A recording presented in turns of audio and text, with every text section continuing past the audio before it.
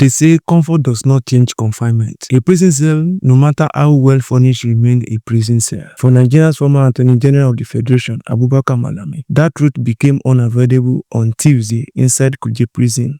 Inside Kuje Medium Security Custodial Center. Once one of the most powerful law officers in the country, Malami now finds himself on the opposite sides of the system he once commanded. This is not a story of violence. It is a story of authority collapsing under scrutiny. When reports emerged on an attack inside the Kuje prison, many assumed physical confrontation. That did not happen. What occurred instead was a calculated institutional action, a surprise raid carried out under the highest correctional authority on Wednesday, January 14, 2026. Confirmed and exclusive information revealed that the prison cells of Abubakar Malami and his son, Abdul Aziz, were searched without prior notice. The operation was led personally by the Assistant Comptroller General of the National Correctional Service in charge of operation. That details matters. So put it on your head and let it sink there.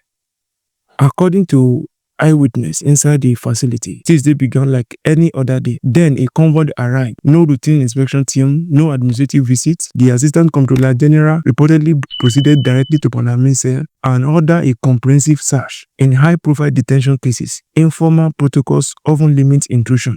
On this day, those protocols did not apply. Minutes later, officers searched the cell of Abdul Aziz, Malami's son, who is being detained alongside him. The operation was described as swift, deliberate and focused. Authorities have not disclosed what was recovered, even anything, but the intent of the search is clear. In intelligence and correctional practice, such raids typically targets 1.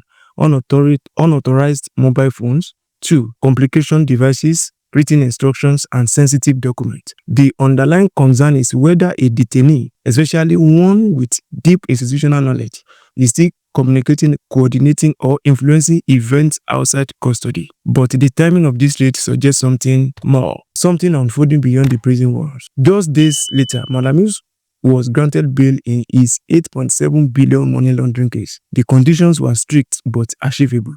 Yet, he remains in custody. Why? Because at his residence in Kebbi, authorities reportedly discovered a cache of arms and ammunition.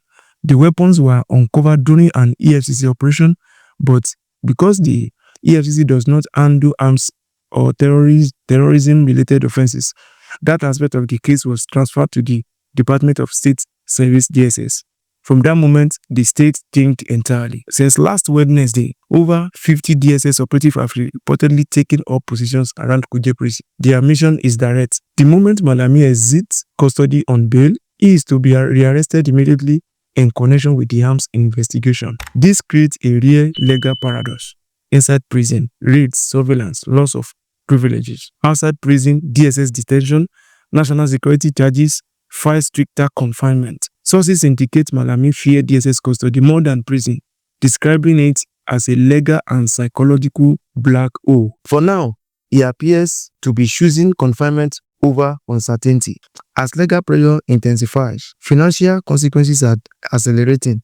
The Federal High Court in Abuja has ordered the interim forfeiture of 57 properties linked to Malami and his sons. Estimated value is 213 billion naira. These assets, hotels, commercial plazas, and luxury residences are located in Abuja, Kano, and Kebbi. Malami has 14 days to prove this acquired through legitimate income. Failure to do so could result in permanent forfeiture. The message from the state is unmistakable. There will be no safe ground, financial or physical. The search of Abdulaziz's cell suggests investigators believe the son may be more than a co-defendant. Authorities appear concerned he could be acting as a communication bridge or operational intermediary. The case has now evolved from individual accountability to potential network investigation. Father and son stand together under the weight of multiple state institutions. This standoff raises a critical question. Should a suspect be allowed to remain in custody by choice to avoid rearrest on a separate charge, or should bail,